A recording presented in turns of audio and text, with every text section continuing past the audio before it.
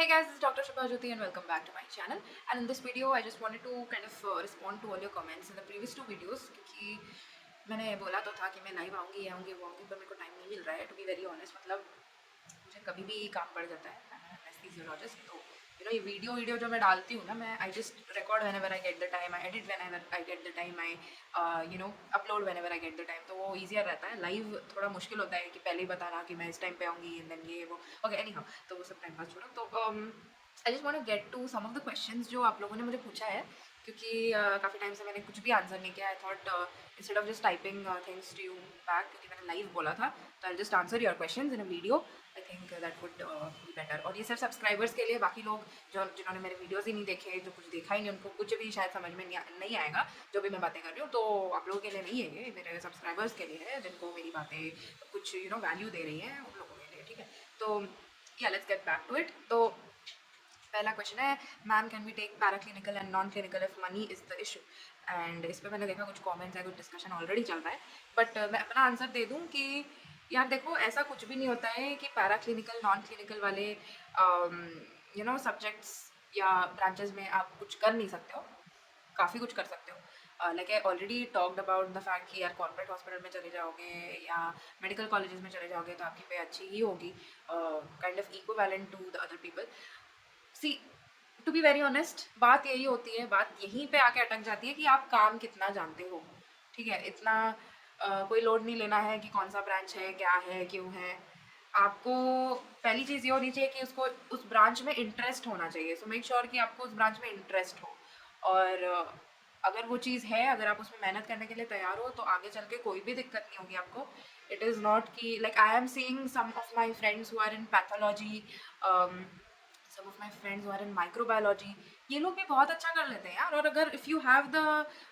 क्या बोलते हैं इंटरेस्ट तो आप आगे चल के ये सब जो चीज़ें ना जो ज़्यादा they are kind of research based things तो आप आगे चल के इनमें रिसर्च करोगे बहुत कुछ कर सकते हो इसमें बस आपके पास वो दिमाग होना चाहिए वो पैशन होना चाहिए उस चीज़ के लिए तो you can definitely do a lot of things with that ऐसा कुछ भी नहीं है कि पैरा क्लिनिकल या नॉन क्लिनिकल ब्रांचेस में आप मतलब लो देखते हैं लोग बट ऐसा कुछ भी नहीं होता है यार लोग कर लेते हैं जिसमें जो होता है ना कैपेसिटी उस हिसाब से वो कर ही लेता है चाहे ब्रांच जो कुछ भी हो and definitely I want to say one thing कि हमारा जो मेडिकल सिस्टम है ना पूरा अस्पताल जो है वो इट इज़ इंटरडिपेंडेंट वो एक भी चीज़ के बिना नहीं चलेगा now if you look at your patho people तो वो लोग ही तो ब्लड टेस्ट एंड वो सब प्रोसेस करते हैं उसके बाद ही हम चीज़ें आगे बढ़ाते हैं so I know they are working behind the screen मतलब ऐसी बात तो हमारी भी होती है हमारे को भी जितना सर्जन्स को वैल्यू मिलता है उतना हमको नहीं मिलता है एनेस्थीसिया वालों को नहीं मिलता है बट लोगों को इस चीज़ की अवेयरनेस भी नहीं है पर क्या उस चीज़ से हमारी वैल्यू लो हो जाती है क्या उस चीज़ से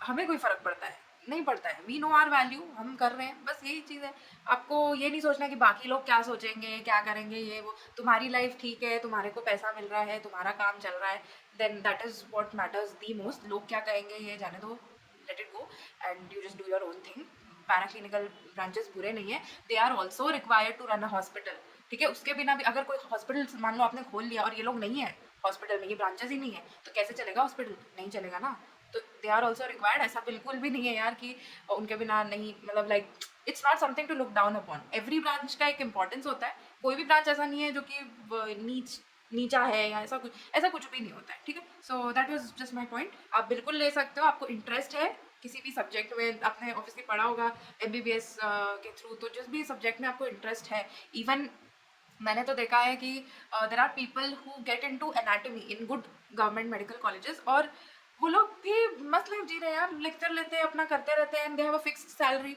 और बहुत ज़्यादा काम नहीं होता आपको सिर्फ लेक्चर्स लेने हैं डिसेक्शन वो सब कराना है स्टूडेंट्स को सिखाना है बहुत ज़्यादा बर्डन नहीं है आपको इमरजेंसीज नहीं हैंडल करनी है आपको बहुत ज़्यादा स्ट्रेस नहीं है पेशेंट्स का आप अपना कर रहे हो आप अपना रह रहे हो उसमें कोई बड़ी दिक्कत की बात है नहीं सो या that's my point on this.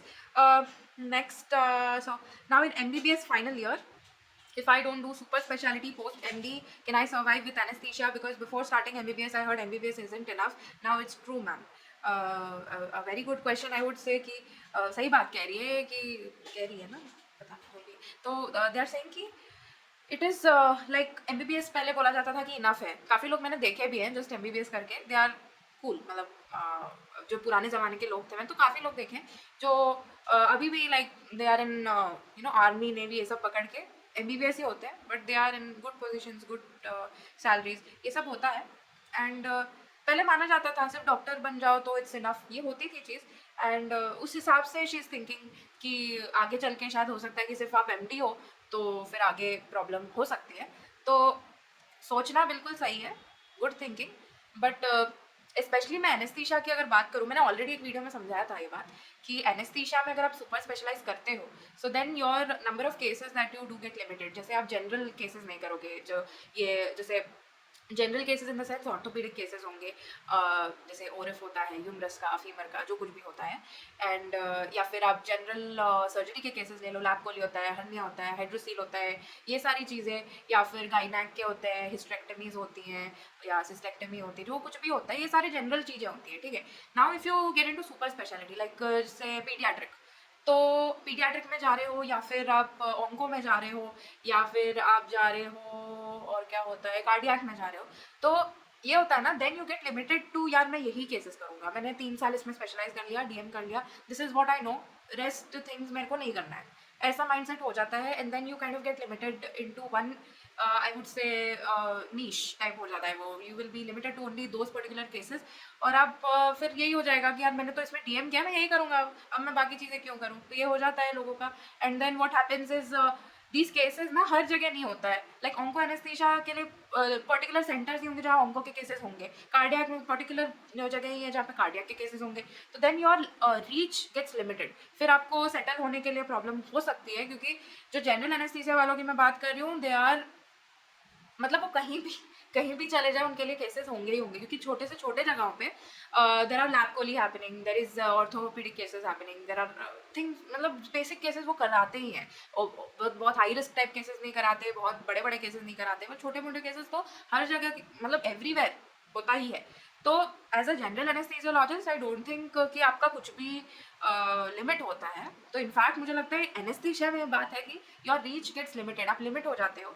And वही चीज़ था एक्चुअली, एक रीज़न था मेरा सुपर स्पेशलिटी में ना जाने का। आई एम डूइंग फेलोशिप्स, वो अलग बात है, that is like ways to upgrade your own skills, लेकिन जो आप सुपर स्पेशलिटी में जाते हो that is another thing altogether. And उसमें ना यही था, मेरा तो यही था कि यार 3 साल दोबारा उसमें घुस के मेहनत करके एंड वापस आपको वो सारा चीज़ झेलना पड़ता है।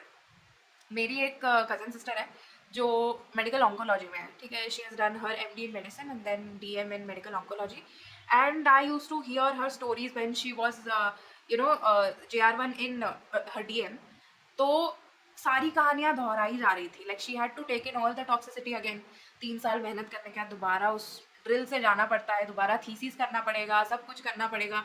सो I would say for people who are willing to go through those 3 years once again, definitely कर सकते हो, इच्छा है कर सकते हो, विलिंगनेस है कर सकते हो।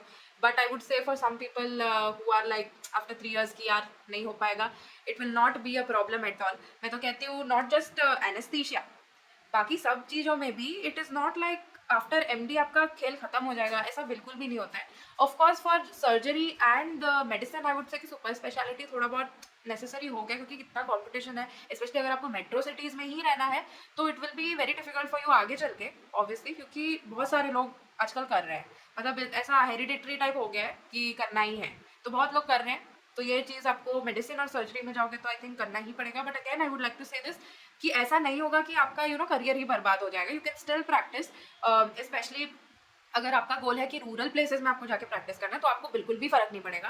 आई have seen one of my friends who is MD in not MD is DNB in family medicine, और उन्होंने ये किया ना, उन्होंने डीएनबी करा from a good corporate hospital, and वो पास करके ही just went back to his rural place, ठीक है, वो मतलब गांव टाइप एरिया से थे, उनको वही करना था कि गांव जाके अपना क्लिनिक खोल लो, तो he just finish his degree, went back to his place and he started his clinic and he is earning great now.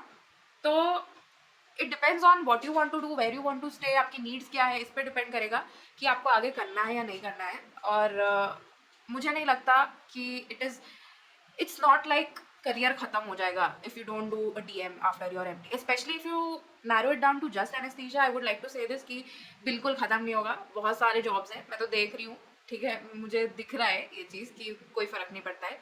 In fact जो जैसे ट्रांसप्लांट वाले लोग हैं तो इनका एनेस्थीसिया में स्पेशली मैं ये चीज़ बता दूं कि आप जब सुपर स्पेशलिटी में जाते हो ना, वर्किंग आवर्स ज़्यादा हो जाते हैं। ऐसा नहीं है कि पैसा नहीं मिलेगा, पैसा बहुत मिलेगा, बट वर्किंग आवर्स बहुत ज़्यादा हो जाते हैं। और यार मुझे लगता नहीं है कि इट्स वर्थ इट कि आप यार इतना पैसा कमा के तुम मजे कब करोगे, मतलब when will you live your life with that money. आप पूरे दिन ओटी में ही पड़े हो, पूरे दिन वही कर रहे हो, तो फिर मतलब उस पैसे का मतलब ही नहीं बनता है मेरे हिसाब से। तो it depends on you again, आपको पैसा कमाना है, आपको नीड है, तो फिर definitely you can do a DM and get into all of those things. लेकिन मुझे था कि I needed a work life balance, तो मेरे को सुपर स्पेशलिटी में दिख नहीं रहा था। जो भी ब्रांचेस में स्पेशली एनेस्थीसिया के बाद जो देख रही हूँ, you have hectic working hours, even after DM आपको बहुत काम करना पड़ेगा, उसके बाद ही आपको पैसे मिल रहे हैं। प्लस आपका लोकेलिटी ना ऐसे हर जगह आपको नहीं मिल जाएगा कि कहीं भी जहाँ मर्जी वहाँ जॉब मिल जाए अपने हिसाब से, क्योंकि वो केसेस हर जगह नहीं होते। तो ये चीज़ होती है। I hope you understand what I'm trying to say. It's basically depends on you. ठीक है, आपको क्या गोल्स है उसके हिसाब से आपको सोचना पड़ेगा। Then we have, so someone has commented, it is a pattern. People who do MD or MS in private college and paraclinical people never mention their background as if they committed sin. ये शायद एक comment ही है, he is not asking a question or anything. तो या आई would से कि काफ़ी लोग को शर्म आती है ये बताने में कि यार हमने प्राइवेट मेडिकल कॉलेज से किया है। पैराक्लिनिकल लोगों को आई डोंट थिंक शर्म आती है। लाइक मेरे फ्रेंड्स तो जो भी मैंने देखा, दे आर लाइक कूल कि हाँ हमने फार्मेट लिया है, हमने ये, they are fine with whatever they have taken, they are cool, क्योंकि उनकी लाइफ मस्त है, दे डोंट केयर, लिया है कर रहे हैं, तो उसमें तो कोई दिक्कत नहीं। पर हाँ ये चीज़ तो है, नोटिस की है मैंने कि प्राइवेट मेडिकल कॉलेज में जो लोग जाते हैं उनको बताने में शर्म थोड़ी बहुत आती है। बट मैं एक बात बता दूँ, एक डिफरेंस था जो मैंने देखा था when I was in a government medical college, जो मैंने यूजी जहाँ से किया है, there it was a norm कि यार चलो आपको गंदा रैंक आया है, बहुत ज़्यादा रैंक आया, तो यू हैव टू रिपीट, और कोई लोग सोचते नहीं थे। बट मेरे बैच से I think it kind of change, people started getting into private medical colleges. And पर ये था ना कि वो लोग को शर्म आती थी कि यार हम प्राइवेट मेडिकल में जा रहे हैं, मुझे भी आती थी, मेरे को कोई अपना दोस्त वोस्त पूछते थे ना, तो I used to be like हाँ यार प्राइवेट में मैंने ले लिया है, पर यहाँ है केसेस है, एक्सपोजर है, ऐसे में like I used to start clarifying कि हाँ ऐसे मतलब केसेस है, एक्सपोजर है, यहाँ सीखने को मिल सकता है, मतलब इट्स अ गुड ये। तो ऐसे I used to start clarifying myself. And जो बाकी लोग भी जो थे ना, वो लोग को शर्म आती थी बताने में कि हाँ प्राइवेट मेडिकल कॉलेज में मैंने लिया है एंड स्टफ। तो ये चीज़ थी इन गवर्नमेंट मेडिकल कॉलेज के लोगों में, ठीक है। Now when I switched to private medical college, तो मुझे याद है मेरी एक सीनियर थी ठीक है, मेरी एक सीनियर थी जो यूजी भी उन्होंने उसी प्राइवेट मेडिकल कॉलेज से किया था एंड पीजी भी वो वहीं से कर रही थी। And she was like speaking in a way कि बहुत ही मतलब प्रिविलेज है उनका, it's like she talk like वो उनको मेरिट बेसिस पे ही मिला है, जबकि her father must have paid so much. Specially UG में तो बहुत ज़्यादा फीस होता है, पीजी में तो फिर भी चलो 3 साल का और थोड़ा कम ही होता है जो मैंने देखा है, यूजी में तो बहुत ज़्यादा होता है वहाँ पे। एंड वो बात ऐसे करती थी ना कि जैसे उन्होंने मेरिट पे ही ली है सीट। शी नेवर रियलाइज्ड कि उनके फादर ने पे किया है उनके सीट के लिए। शी नेवर रियलाइज दैट, मतलब वो बातें ऐसी ही करती थी। और बाकी भी जो लोग मैंने देखे, नोबडी हैड अ रिग्रेट और एनीथिंग कि उनके यू नो माँ बाप के पैसे गए हैं, ऐसे ऐसे किसी का नहीं था। Everyone used to behave in a way कि यार हमने हमारा राइट है, हम मेरिट पे आए हैं, ऐसे लोग बात करते थे। जबकि मैं तो मैं तो लोगों से पूछ रही थी कि यार मतलब आई यू फाइंडिंग इट ओके कि ऐसे आप आए हो, इज इट ओके फॉर, मैंने हाँ क्या प्रॉब्लम है, तो पापा ने कर दिया है पे, क्या प्रॉब्लम है, ऐसे ऐसे बात करते थे लोग। तो मेरे को थोड़ा डर भी लगती थी उन लोगों से कि यार ये लोग ऐसे कैसे सोचते हैं। बट यार there are people like that also. और मैं बस बोलूँगी कि लॉन्ग टर्म में कुछ अफेक्ट नहीं होता है, स्पेशली अगर आप प्राइवेट मेडिकल कॉलेज में एक बार आप घुस गए ना, तो आपको कुछ भी नहीं लगेगा, क्योंकि वहाँ के जो लोग हैं ना उनको फ़र्क ही नहीं पड़ता। दे आर लाइक हमारा राइट है, हम आए हैं, दे डोंट केयर। तो उनके साथ रह रहे कि आप भी ऐसा जाओ ना, अच्छा चलो कर रहे हैं, सब कर रहे हैं, हम भी कर लेते हैं, ऐसा टाइप्स में। तो तब आप एक बार घुस जाओगे ना प्राइवेट मेडिकल कॉलेज में, तो कोई भी दिक्कत ही नहीं होगी, your mind set will only change. And दूसरी बात तो मैं ये बता दूं कि after you pass out nobody cares कि आप प्राइवेट से आए हो, गवर्नमेंट से आए हो, कहाँ से आए हो, सबको आपके काम से मतलब है। अगर आपको काम आता है तो नोबडी रियली केयर्स, वो लोग बस आपकी डिग्री देखेंगे कि ये है, दैट इज इट। ठीक है, ठीक है। तो 2-3 अच्छे अच्छे कमेंट मुझे आए हैं and thank you for commenting good things on my videos. यही सब चीज़ें हैं जो देख के मुझे लगता है कि चलो किसी को मदद मिल रही है, कुछ हो रहा है, तो चलो और बनाते हैं और करते हैं। ओके, तो हाँ ये सब करते रहना यार, feels good to hear all this, to see all this, to read all this. एक किसी ने okay, I am so sorry to this guy who is, ये शायद दूसरी बार इन्होंने कमेंट किया फेलोशिप्स पे वीडियो बना दो प्लीज़ करके. सो यार सुनो, it will take me a longer time fellowships पे बात करने के लिए, तो definitely I will make a video for you. Next video आप ही के लिए है, फेलोशिप्स पे मैं बात करूँगी in my next video. Okay, चलो नेक्स्ट वीडियो के क्वेश्चंस ले लेते हैं. So someone asked, ma'am can you please tell is KGMU anaesthesia department toxic. Anaesthesia का मुझे बहुत सारा आइडिया नहीं है, especially for KGMU, but I know someone from KGMU who is in who was doing surgery residency, and उनकी हालत मैंने देखी है. It was not good. So it was too hectic, it was too toxic also, खराब था.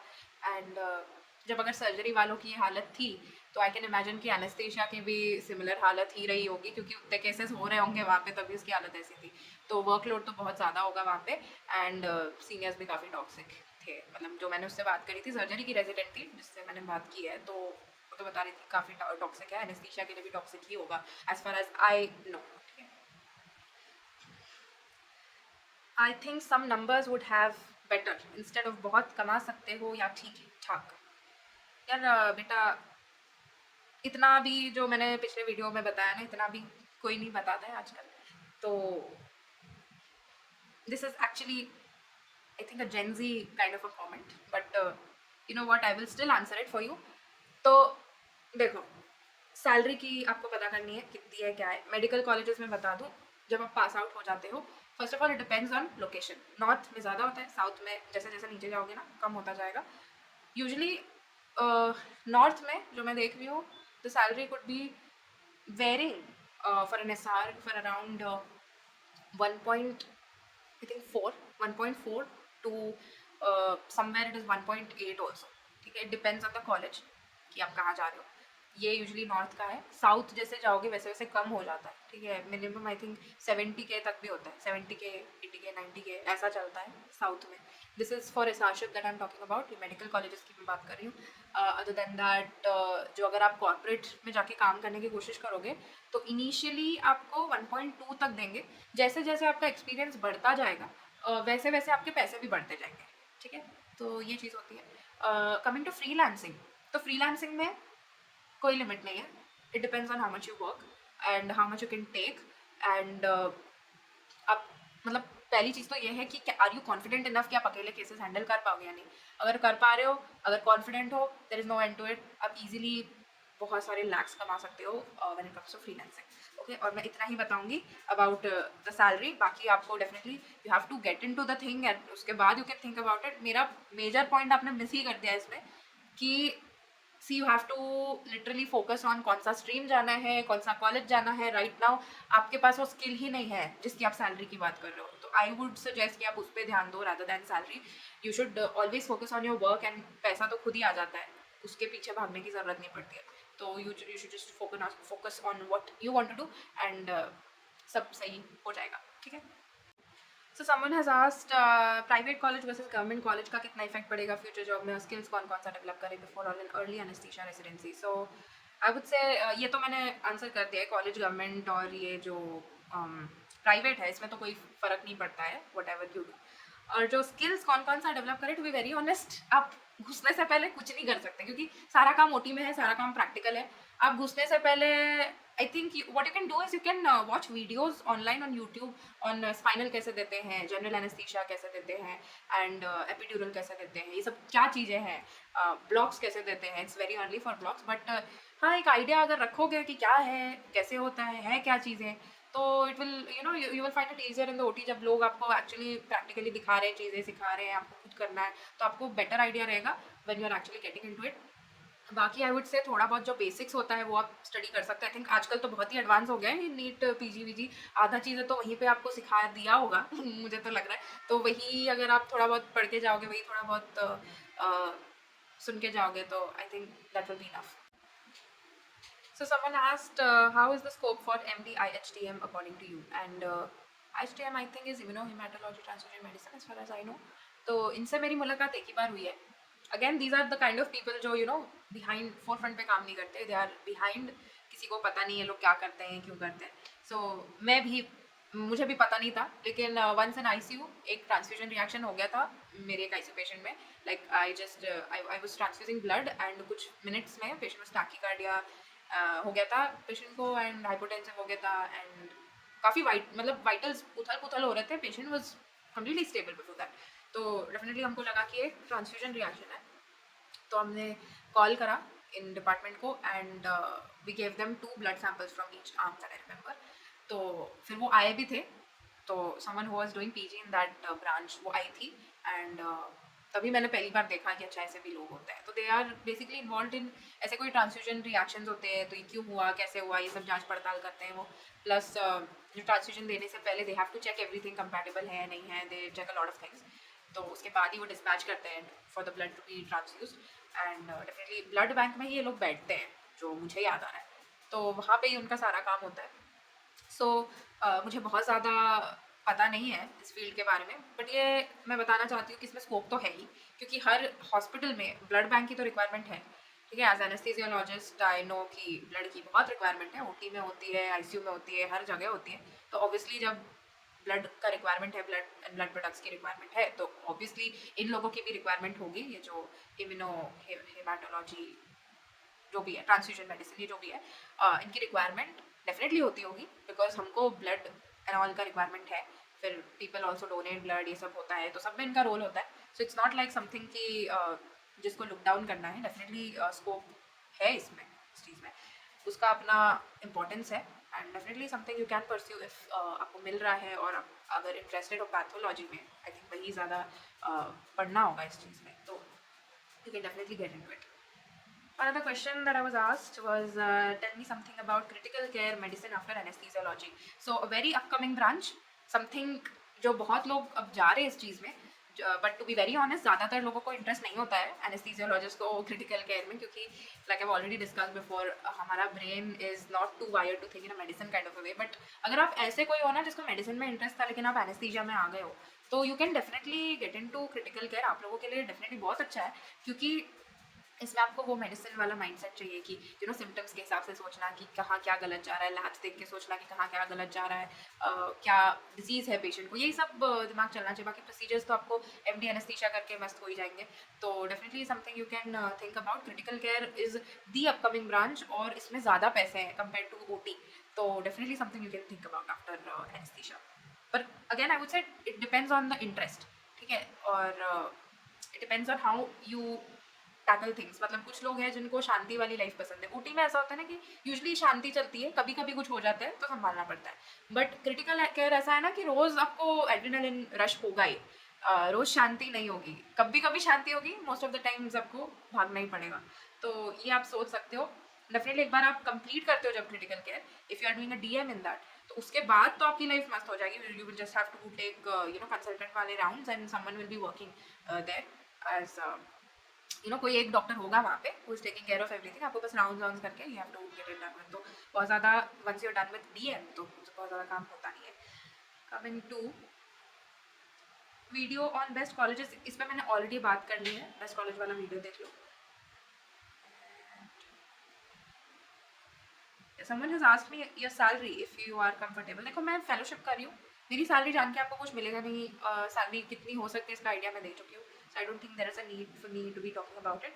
बाकी तो मुझे अच्छे अच्छे कमेंट्स दिख रहे हैं, so thank you so much कि आप अच्छे कमेंट्स करते हो. लाइक आई ऑलरेडी सेड, मेरे को मतलब ये सब पढ़ के ऐसे लगता है चलो कुछ करते हैं, कुछ बनाते हैं, इसका मन भी करता है. अदरवाइज कोई पॉइंट नहीं रह जाता है ना अदरवाइज कुछ करने का. तो yeah, definitely those were some answers to your questions, and I'll see you for another video. Definitely fellowships के ऊपर मैं बनाऊंगी. उसके बाद देखते हैं. चलो.